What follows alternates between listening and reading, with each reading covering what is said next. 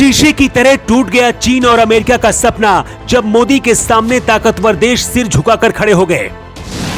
S Jaishankar और डोभाल की अवैध रणनीति का असर दुनिया ने देखा। अब पुतिन से खुद मिलने जाएंगे पीएम मोदी। दुनिया के 20 देशों के सामने पीएम मोदी ने बाली में महफिल लूट ली, लेकिन भारत क्या लेकर लौटे हैं जानते हैं आप? मोदी जब बाली पहुंचे तो दुनिया के 20 बड़े देश रूस और भारत को घेरने के लिए तैयारी करके आए थे, लेकिन G20 के देश जो सोच रहे थे उससे बड़ी प्लानिंग मोदी के हनुमान डोभाल और एस जयशंकर पहले से ही कर चुके थे।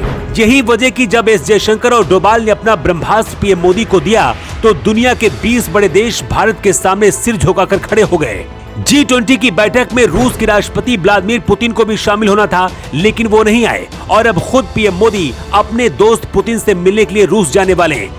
लेकिन बाली में जो हुआ उससे भारत को क्या फायदा हुआ और मोदी क्या लेकर वापस लौटे हैं, सबसे पहले ये आपको बताते हैं। इस बार की G20 बैठक में अमेरिका, फ्रांस सहित पश्चिम देश तैयारी करके आए थे रूस को घेरने की। ये बात पहले ही पुतिन समझ गए थे। यही वजह है कि पुतिन इस बैठक में शामिल ही नहीं हुए। बैठक की जब शुरुआत हुई तो अमेरिका, ब्रिटेन और फ्रांस जैसे देशों ने रूस के खिलाफ बोलना शुरू किया तो पीएम मोदी ने मोर्चा संभाल लिया और शांति के पक्ष में खड़े हो गए। पीएम मोदी ने कुछ दिन पहले समरकंद में पुतिन से कहा था कि ये वक्त युद्ध का नहीं है। इस बयान को आधार बनाकर ज्यादातर देश भारत के साथ आकर खड़े हो गए और पहली बार G20 जैसे बड़े देश में भारत की ताकत दुनिया ने देख ली।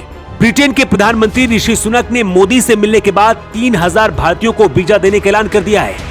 ब्रिटेन ने खुद कहा कि भारत दुनिया का पहला ऐसा देश है जिसे इस स्कीम में शामिल किया गया है। सिर्फ इतना ही नहीं, बल्कि अमेरिका के राष्ट्रपति जो बाइडेन खुद मोदी से मिलने पहुंचे और झुककर नमस्ते भी किया।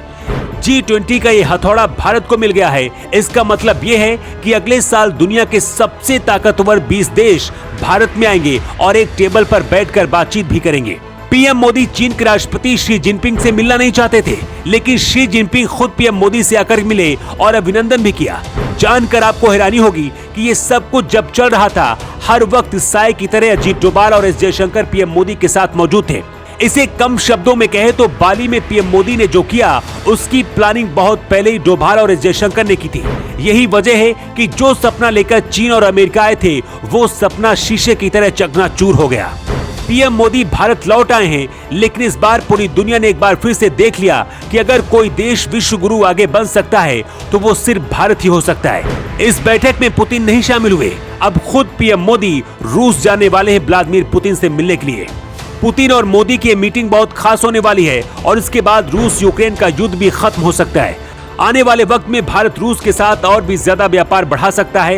ये दुनिया के बड़े देशों के लिए झटका है और भारत रूस की सबसे बड़ी जीत साबित होगी।